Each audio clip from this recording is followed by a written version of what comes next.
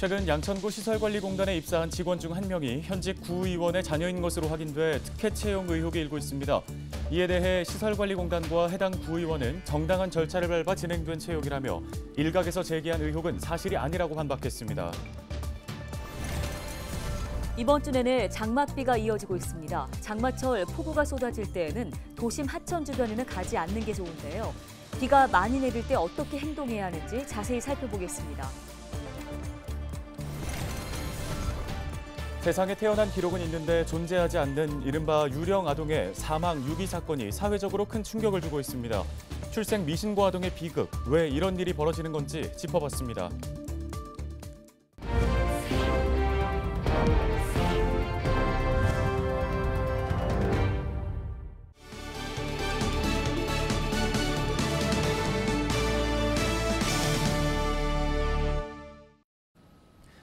시청자 여러분, 안녕하십니까? 헬로티비 뉴스입니다. 엄마 찬스, 아빠 찬스라는 말들이 몇 년째 우리 사회를 떠들썩하게 하고 있습니다. 특히 최근 선관위도 가족 특혜 채용 의혹으로 사회적인 비난을 받고 있는 상황인데요. 양천구에서도 비슷한 의혹이 제기됐습니다. 네, 양천 구의원의 아들이 양천구 시설관리공단에 7급 관리직 직원으로 채용된 것으로 확인됐습니다. 정당한 채용이냐, 특혜 채용이냐, 논란이 뜨겁습니다. 심다혜 기자가 단독 보도합니다. 양천구 시설관리공단 채용 홈페이지입니다. 시설관리공단은 지난 3월 청년 고용촉진특별법에 따라 관리직 7급 직원 3명을 공개 채용했습니다. 이들은 3개월의 수습 기간을 거쳐 최근 정규직 직원으로 뽑혔습니다. 그런데 이 중 한 명이 현직 구의원 A씨의 아들인 것으로 확인됐습니다. 일각에서는 특혜 채용 아니냐는 의혹이 제기됐습니다. 의원 자질이 없는 거죠. 아니 시험을 본다고 하더라도 하지 말라고 하죠. 무조건 엄마가 몰랐겠어요? 거기 들어가는 거. 박태훈 이사장하고 친해요. 양천구 시설관리공단은 채용 절차상 문제가 없다는 입장입니다. 지원서를 보면 가족관계와 학력 등 개인정보를 명시하지 못하도록 되어 있습니다. 박태문 시설관리공단 이사장은 직원 채용은 인사관리위원회의 소관이라며 특혜 채용 의혹을 반박했습니다. 인사위원회에서 이제 서류 심사하고 또 3배수를 뽑고 또 뽑은 사람 중에 또 뭐 면접 인사위원회 또 면접하고 그리고 다 결정되면 나한테 결제 올라오면 이제 발령될 때 이제 결제 올라오면 결제하는 거지. 제가 전혀 뭐 누군지 뭐 브라인드 칠때 누구 아들인지 뭐 그건 전혀 모르니까. 인사에 개입하지 않으셨다. 개입할 수가 없죠. 현직 구의원 A씨도 특혜는 사실이 아니라고 밝혔습니다.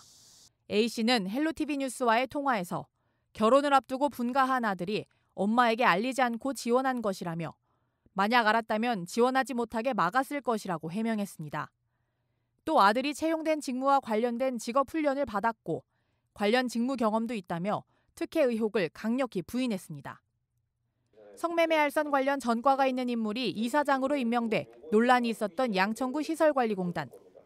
이번에는 현직 구의원 자녀 특혜 의혹까지 불거지면서 지역사회의 파장이 커지고 있습니다. 헬로티비 뉴스 심다혜입니다.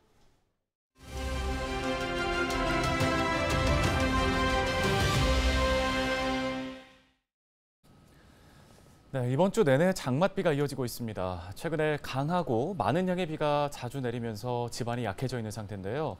적은 양의 비에도 피해가 발생할 수 있는 만큼 각별히 주의를 기울여야겠습니다.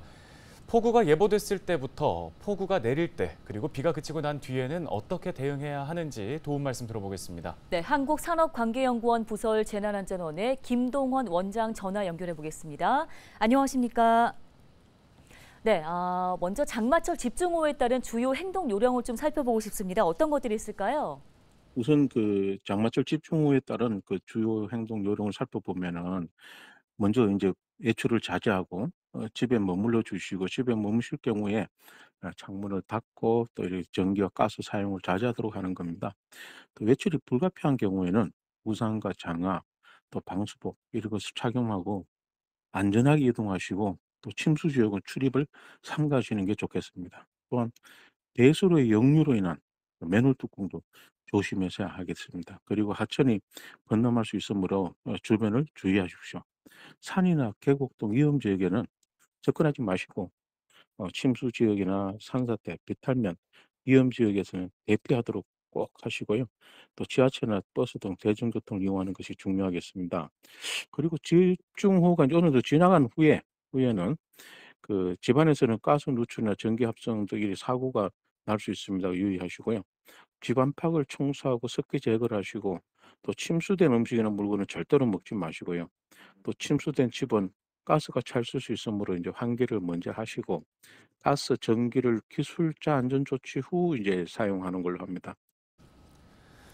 네, 지난해 집중호우 때 반지하 주택이나 또 아파트 지하 주차장에서 주민들이 불어난 물 때문에 사망하는 사고들이 있었는데요. 지하 공간의 침수 사고와 관련해서 좀 기억해야 할 행동 요령들이 있을까요?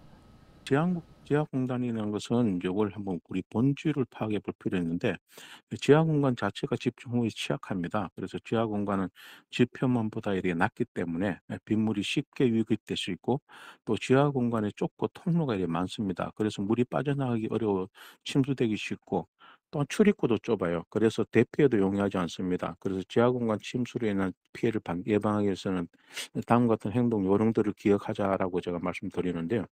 장마철 집중호우 우려가 될 때, 이럴 때는 아예 지하 공간의 배수로를 잘 청소하고 물꼬를 터주는 유지 관리를 하시는 게 필요합니다. 그래서 이 물이 차서 이제 흘러가지를 못하고 일어나는 그런 현상들을 이제 홍수나 범람이 되기 때문에 그런 부분을 좀 막고요. 그리고 지하 공간에 문을 닫고 창문을 열지 마십시오. 또 지하 공간에 물이 고이지 않도록 조치하시고 지하 공간의 전기와 가스 사용을 최소화하시는 겁니다.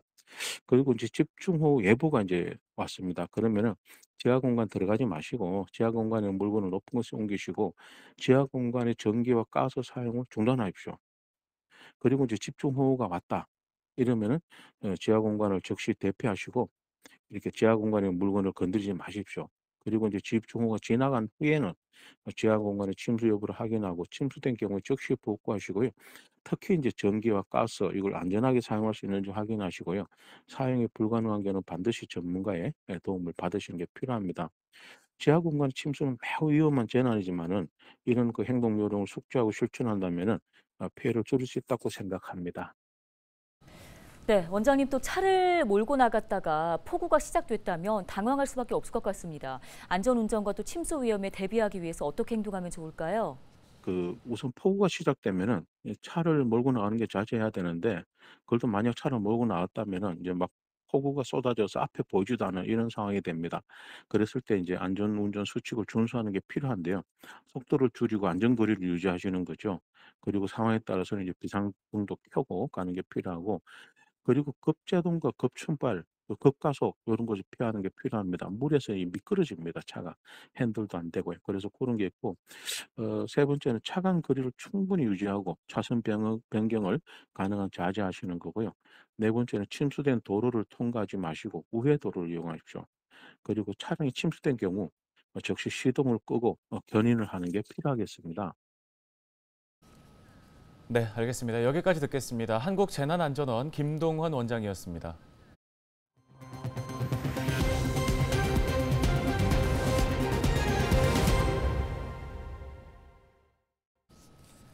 전국적으로 출생 미신고 아동, 이른바 유령 아동에 대한 수사가 진행 중입니다. 최근 김포와 부산 외에 목포에서도 암매장 사건이 발생하는 등 눈덩이처럼 불어나고 있는데요. 네, 왜 이 같은 일이 계속 벌어지는 걸까요? 송효창 기자가 취재했습니다.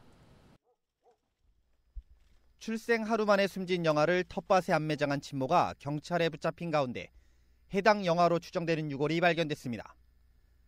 경찰이 친모 A씨의 진술에 따라 텃밭 일대를 수색한 끝에 유골을 찾은 것입니다. A씨는 지난 2016년 8월 7일 인천의 한 병원에서 딸을 출산한 뒤 다음 날 딸이 숨지자 장례 절차 없이 김포의 한 텃밭에 암매장했습니다. 이처럼 전국적으로 유령 아동에 대한 사건이 속속 드러나고 있습니다. 전문가들은 시스템 부재와 함께 낮은 처벌 수위를 주된 이유로 꼽고 있습니다. 굉장히 적은 처벌을 받고 있기 때문에 실질적으로 이제 법적인 문제, 그다음에 출생 신고 이 두 가지 문제가 가장 크다고 여겨집니다. 신생아의 부모는 주민등록법상 출생 1개월 이내에 신고를 해야 합니다. 하지만 이를 어길 경우 과태료 처분을 받을 뿐입니다. 산부인과 등 의료기관 역시 행정기관에 출생 사실을 통보하지 않고 있어 부모가 신고하지 않으면 알 수 없는 것입니다. 출생과 동시에 등록되는 시스템인 출생통보제가 필요한 이유입니다. 출생통보제는 의료기관이 아동 출생 정보를 건강보험 심사평가원 전산정보 시스템을 이용해 시읍면장에게 통보하도록 하는 제도입니다. 또한 미혼모에 대한 대책 마련도 주문했습니다. 현재 출생 미신고 아동의 90% 정도가 미혼모 가정에서 발생한 것으로 파악되고 있습니다. 향후 대책이 마련되지 않을 경우 미신고 아동은 더욱 늘어날 수밖에 없다는 것. 10대 아이들의 어떤 그 성교육의 어떤 그 질적인 어떤 수준이나 어떤 그걸 받아들이는 아이들의 어떤 그 교육에서의 자세나 여러 가지 측면에서 봤을 때 향후 이제 좋아지기보다는 더 늘어나지 않을까라는 그런 우려들이 좀 있습니다. 현재 경찰이 발표하는 접수 건수는 매일같이 늘고 있습니다. 사망한 영아의 수도, 미파악 아동의 수도 늘어날 수 있다는 의미입니다. 실질적인 대책 마련이 절실한 이유입니다. 헬로티비 뉴스 송유창입니다. 서울시 대중교통 요금이 지난 2015년 이후 8년 만에 인상됐습니다. 서울시는 12일 대중교통 요금 조정 물가대책위원회를 열고 지하철 요금을 150원 인상하고 1년 뒤에 150원을 추가로 올리기로 했습니다. 또 버스 요금도 시내버스는 300원, 광역버스는 700원, 심야는 350원, 마을버스는 300원 각각 인상됐습니다. 인상된 요금은 절차를 거쳐 버스는 다음 달부터, 지하철은 10월부터 적용됩니다. 은평구가 창업지원센터 입주 기업을 모집합니다. 입주 대상은 예비 창업자 또는 은평구에 있는 창업 7년 미만의 기업으로 정보통신, 생명건강, 친환경 분야의 기업을 우대합니다. 입주를 희망하는 기업은 오는 31일까지 은평창업지원센터 홈페이지를 통해 이메일로 신청하면 되며 입주 기업은 서류와 발표, 심사를 통해 선발합니다. 입주 심사를 통과한 기업은 오는 9월 1일부터 입주할 수 있는데요. 은평창업지원센터 입주 기업은 임차료 없이 소모품 관리비만 지불하면 되며 은평구가 제공하는 창업지원 프로그램에 참여할 수 있습니다.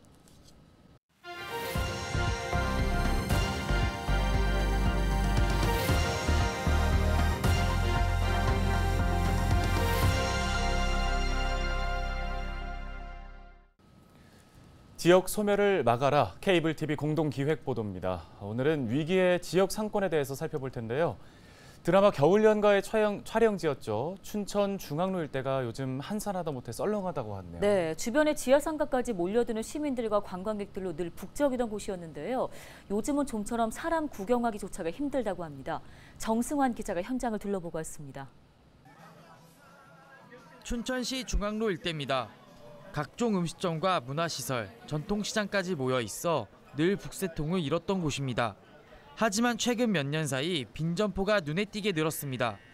중심상권 월 매출액도 지난 2017년 1,300여만 원에서 지난 2020년 640여만 원으로 반토막이 났습니다. 특히 도청 이전이 5년 앞으로 다가오면서 상인들의 한숨이 깊습니다. 코로나 와가지고 어때 힘들게 여기까지 버텼는데 도청이 간다니까 너무 심각하고 심란해요. 사정은 춘천 지하상가도 비슷합니다. 코로나19로 직격탄을 맞았던 매출은 일상회복 이후에도 좀처럼 올라오고 있지 않습니다. 아예 문을 닫는 가게도 늘었습니다. 거의 한 80%, 90%예요. 여기서 장사를 한다는 자체가 저 같은 경우는 마이너스예요. 지자체와 상인들은 유동인구 늘리기에 사활을 걸고 있습니다. 점포 지원은 물론 야간 경관 개선 사업을 통해 시민들의 발길을 붙잡을 계획입니다. 비어있는 가게를 학생들이나 어르신들을 위한 문화예술 공간으로 조성하는 곳도 늘었습니다. 저는 지금 춘천 지하상가에 나와 있습니다. 이곳은 원래 빈 점포들이 늘어서 있던 곳인데 보시는 것처럼 지금은 청소년 밴드 연습실을 비롯한 문화 공간으로 활용되고 있습니다.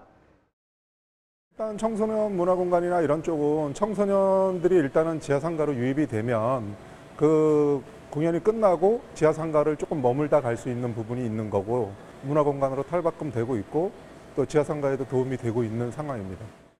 경기 침체와 온라인 구매 활성화로 이중고를 겪고 있는 원도심 상권. 뜸해진 지역 주민들의 발길을 붙잡기 위해 안간힘을 쓰고 있습니다. 헬로티비 뉴스 정승환입니다.